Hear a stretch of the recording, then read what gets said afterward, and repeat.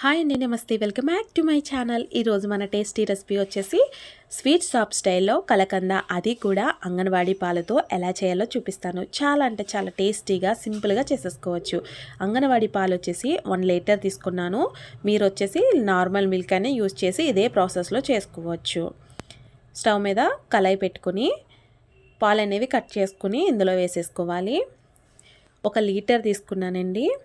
ఇప్పుడు స్టవ్ వెలిగించుకుని పాలు అనేవి హై ఫ్లేమ్లో మరిగించుకోవాలి. ఒక పొంగు వచ్చేంత వరకు. ఒక పొంగు వచ్చినాక మీగడ అనేది పైకి తేలింది కదా, గరిటె పెట్టి కలుపుతూ ఉండాలి. లేకపోతే అడుగు అనేది మాడిపోతూ ఉంటుంది, స్వీట్ బాగా రాదండి. ఒక గిన్నె కానీ ఇలా బాక్స్, ప్లేట్ ఏదైనా తీసుకుని స్టీల్ది, దానికి నెయ్యి రాసుకొని పక్కన పెట్టుకోవాలి.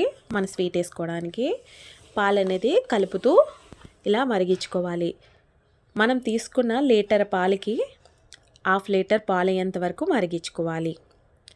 పాలు మరిగినాక ఒక నిమ్మ చెక్క తీసుకుని కొంచెం కొంచెంగా పాలు ఇరిగేంత వరకు వేసుకోవాలి. నిమ్మకాయ అంతా ఒకేసారి కాకుండా కలుపుతూ కొంచెం కొంచెం వేసుకోవాలి.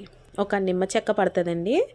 లెమన్ జ్యూస్ ఒకేసారి కాకుండా ఇలా పిండుకోవడం వల్ల స్వీట్ అనేది చాలా బాగా వస్తుంది అన్నమాట. పాలు అనేది విరగడం స్టార్ట్ అయ్యాక లెమన్ జ్యూస్ వేయడం ఆఫ్ చేసేయాలి. అలాగే స్టవ్ అనేది సిమ్లో పెట్టుకుని ఈ పాలు బాగా దగ్గరగా అయ్యేంత వరకు మిక్స్ చేసుకుంటూ ఉండాలి. సైడ్ ఉన్న మేగడ అంతా ఇందులో వేసుకుంటూ బాగా దగ్గరికి అయ్యేంత వరకు మిక్స్ చేసుకోవాలి.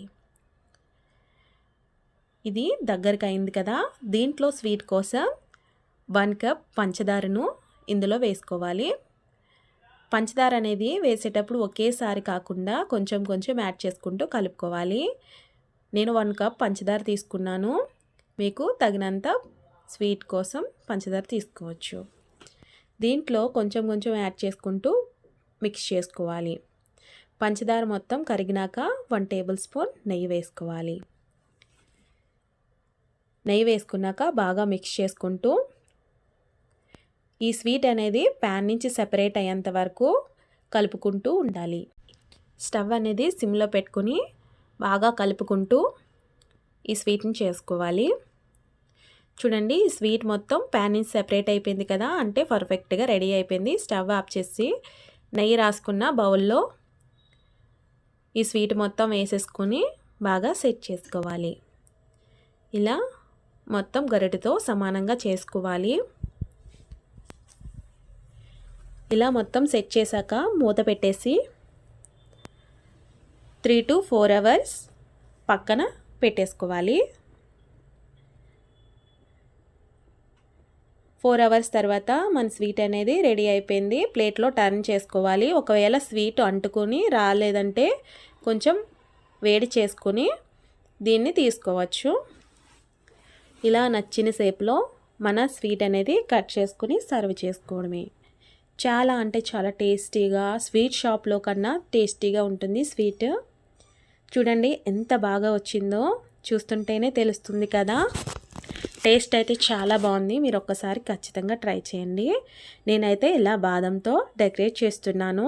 సేమ్ స్వీట్ షాప్ స్టైల్లోనే ఉంది. అలాగే టేస్ట్ అయితే అదిరిపోయింది. చాలా అంటే చాలా బాగుంది. స్వీట్ షాప్ స్టైల్లో కన్నా బాగుంది.